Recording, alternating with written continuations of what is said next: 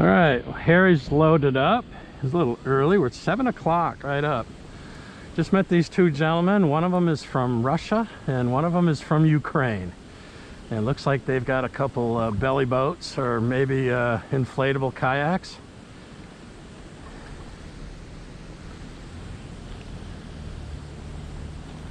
Gonna be a good day. Hey everybody, Don here again. It's a gorgeous morning. I was thinking about going all the way down. Yeah, that's where I usually start off, in that back corner. All the way down the back and work my way back. All right. We are on the pond that our next tournament is going to be at. And it's a beautiful morning. But you can see it's fog. Fog's already lifted a lot in the half hour it took me to load up. So Harry's trucking on over into that back bay, place where I usually start, but the water is so high, I'm gonna go around this way and see what happens. So today is June 3rd. And it was 39 degrees when I left the house. It was 42 when we got here, but it's supposed to warm up quick. I didn't put my jacket on just because it's going to warm up quick. I'm going to start off this morning throwing kersmacks, just because the water's high. Some of these back bays, where last year when we were here, maybe they were 2 feet deep, they got to be 3 or 4 feet deep now. So I'm going to paddle around, pedal around. Well, you guys remember kersmacks. This is my big frog wake bait that I got from my friend Chris Ellis over at Mr. Tightlines. And I threw it, oh, I don't know, 3 or 4 different days towards the end of the year last year. But I've got this new Dobbins rod that is much better, the new reel. Same outfit I was throwing the Molagilla crawler on. But let's lob it out there. And then he just tells me a steady retrieve will get those back legs to clicking. I'm in 4 feet of water right here. Last year, this would have been 2 feet deep at the most. A lot of pollen on the water.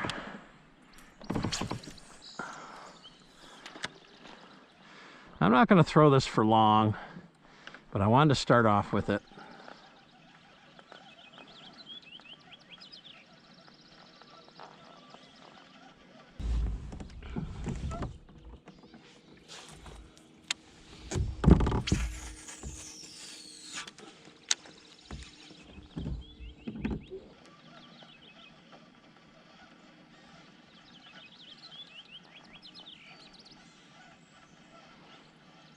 The wake bait makes a heck of a wake, doesn't it? Ah, that thing's beautiful.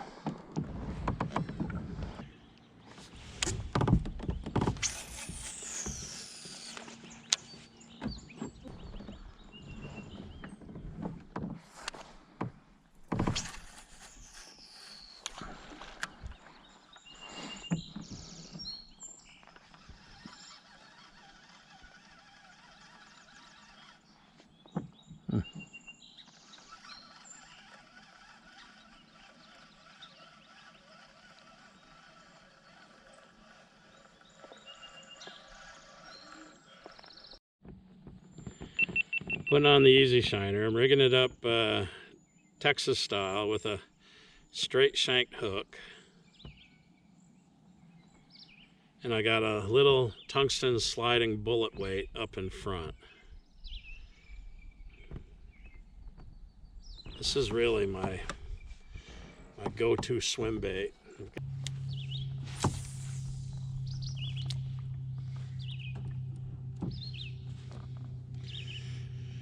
10 feet of water, I'm gonna let that swim bait sink down a little bit. Just slow retrieve. Head over to that timber. I want to fish. Oh, there we go. Oh, nice fish. Oh, man. Oh, that's a big bass.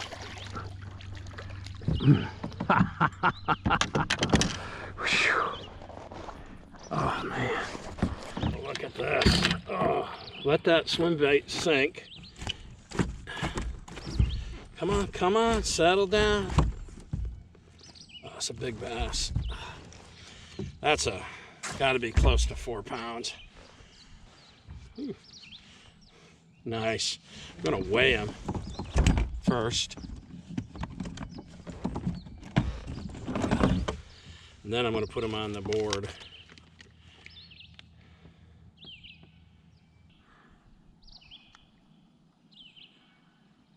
Okay, we're zeroed out.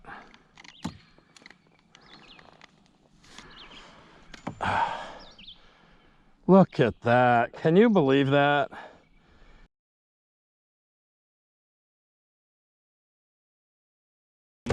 I mean, he's a heavy fish, but I don't think he's 8 pounds. Let's put him on the board.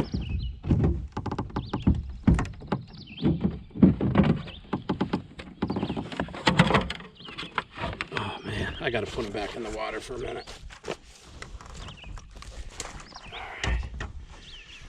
Oh man, that's a big fish. First fish of the day. Whoa, whoa, whoa. Settle down. Settle down.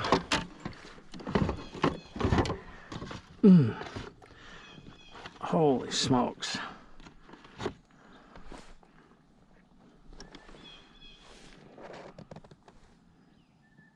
In the water for a second. Let him recover in the net. Wow. I can't believe it. I mean, he's just a tad under 20 inches. My scale has got to be off. But let's let him just swim out. Come on, buddy. Swim out.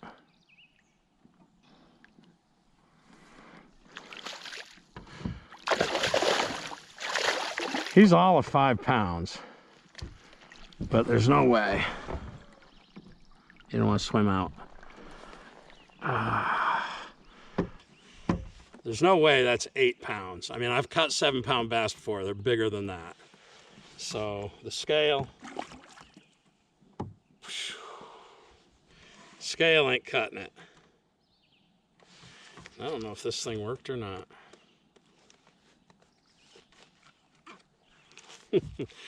My funky idea of trying to get the fish in the net. Oh man, I don't care what that guy weighed. 20 inches, I'll take it.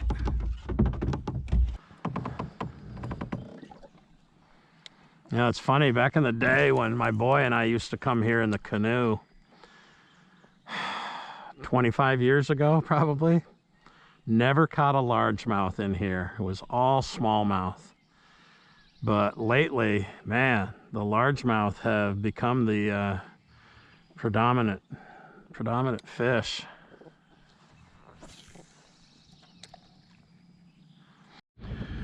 This pond is known for a fairly large population of loons. There's one right over there. He was just right out here. He dove. He swam probably 100 yards underwater. So I'm always leery of throwing my easy shiner when I know there's loons in the area. Just, but there's some really nice timber over here that I want to fish. So hopefully he keeps going. All right, switching it up a little bit. I'm not sure if I'm gonna get snagged or not, but I've got this shaky head with a craw on it. I'm gonna toss that around this island a little bit. See if I have any luck with a slower bottom presentation.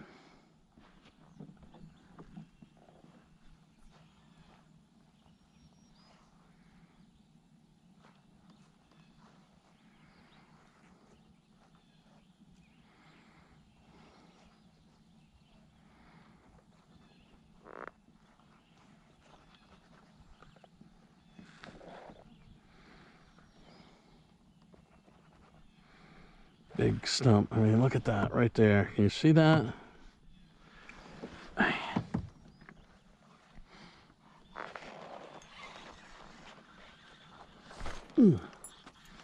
Picked up some sludge on the bottom. Got off.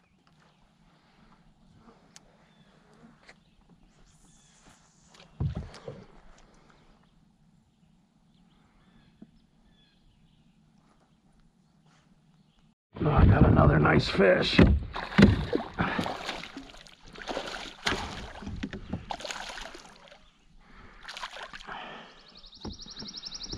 Oh, that's a nice one. Oh, come on. Yes. Whoo-wee. I saw this fish jump or hit the surface. Threw the worm over there. Another dandy fish. Not a 5-pounder, but man, got to be a 3-pounder. Nice fish, huh? Beauty. Let's put him on the board. We're not going to weigh him, but put him on the board. Take another pick.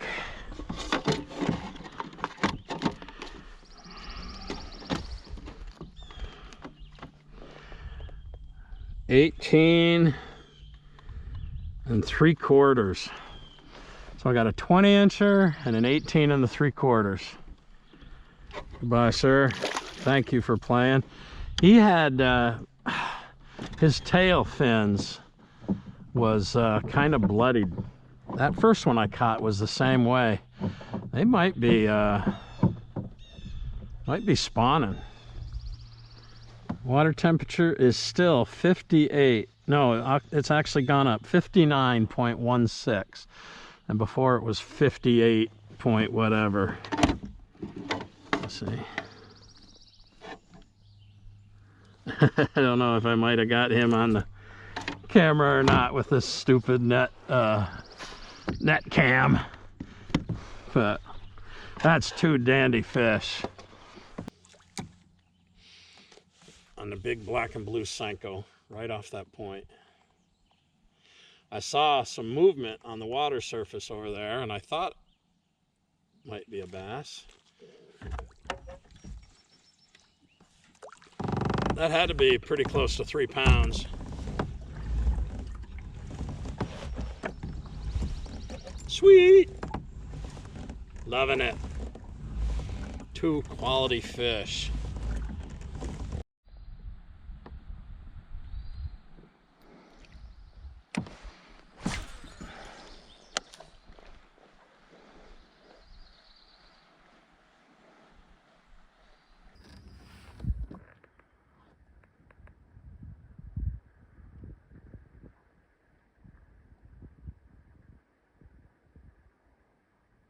What do you got to say for yourself? You've been following me all over this dang lake.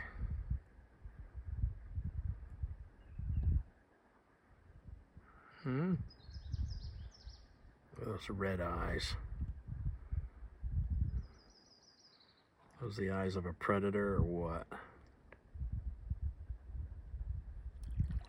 Bloop.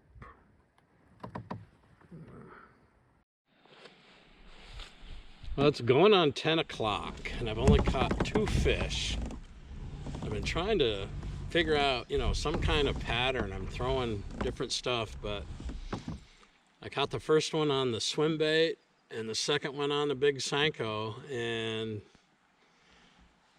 couldn't double up on either one of those. Been throwing the spinnerbait quite a bit. Had no luck with that.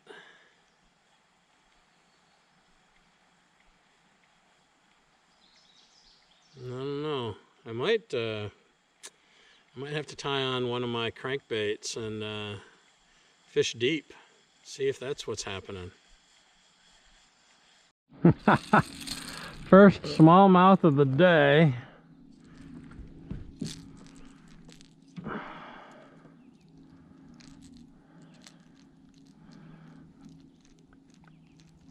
Nailed that electric gill. Hey, settle down, I'll let you go. Hey, hey, hey. Come on now. I don't want to get hooked any more than you do.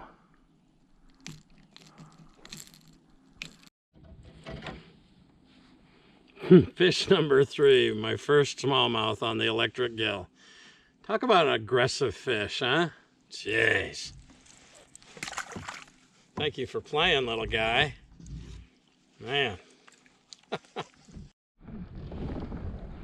I think that's Harry right over there. Whoa, whoa, whoa, whoa. Back up, back up, back up. Contact. Whew. Let's, that kind of came out of nowhere. I forgot about that.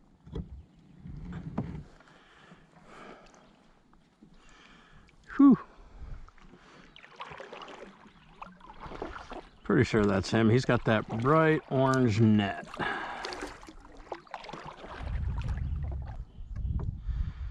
Well, how'd you fare this morning? Been slow. Yeah. I've been doing as much exploring as I have been fishing. Right. I mean, there's a lot to explore on this pond.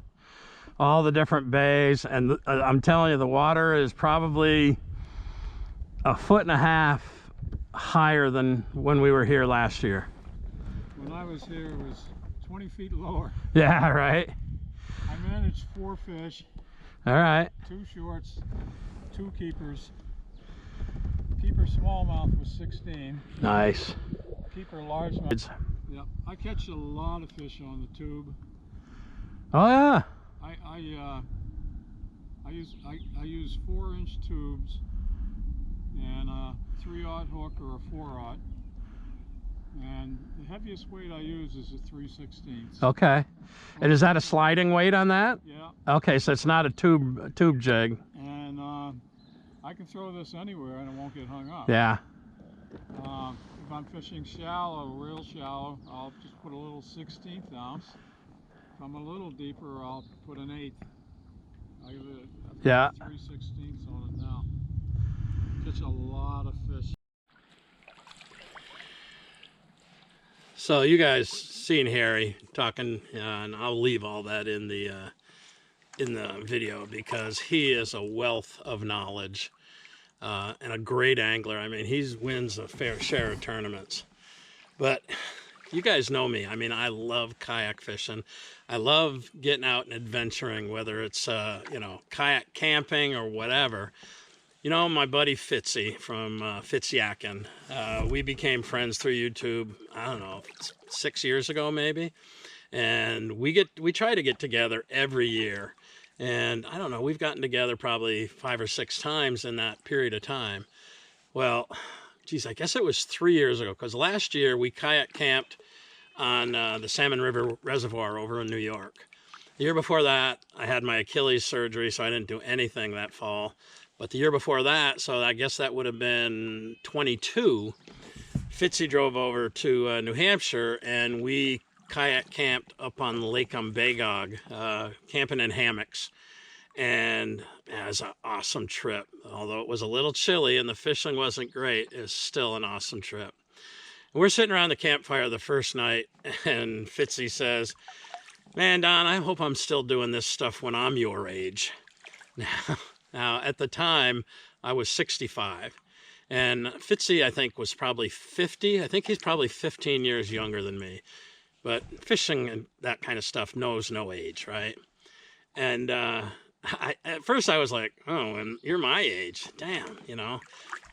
But thinking about it, it's a compliment. And Harry is 15 years older than me. And I hope that I'm doing this stuff when I'm his age. I hope I'm still alive, but if I am, I hope I'm still doing this kind of stuff when I'm that age. So Harry, you are an inspiration to me, and a reason to probably take better care of myself. So I just wanted to throw that out there because I'm really glad that I met Harry. Gives me a lot of hope for the future. So just wanted to say that. Now I'm getting back to fishing. All right, I'm throwing on a smaller spinnerbait. This is from Battle Baits. Tammy turned me onto this the day she kicked my butt up at my favorite pond. It's a smaller spinnerbait. It's got this cool ridged blade, and I've tied on that bait that Harry gave me. I bit about ½ an inch off of it, make it a little bit more compact. So we'll see how this works. Man, just missed a nice smallmouth. Hit that thing like 5 feet from the boat and then turned off. I could see, I don't know if it'll show up on camera, but I could definitely see it was a smallmouth.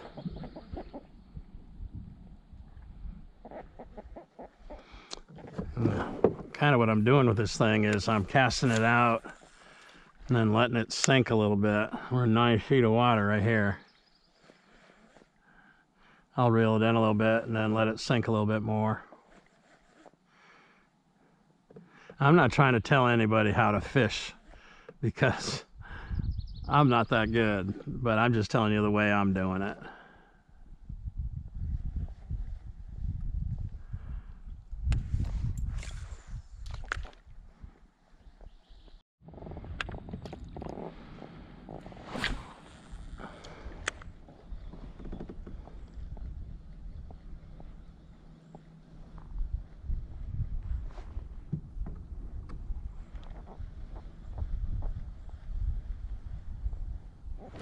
Got him. Oh, what is that? That's a nice fish. Oh, that's a pickerel. Holy crap. Oh, don't take my spinnerbait.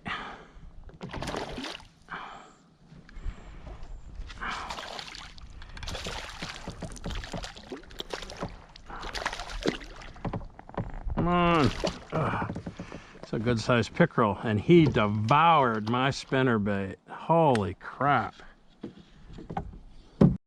All right, settle down. Oh, man. Well, my spinnerbait is way in there. I hope I don't kill this guy. I don't think I will. No.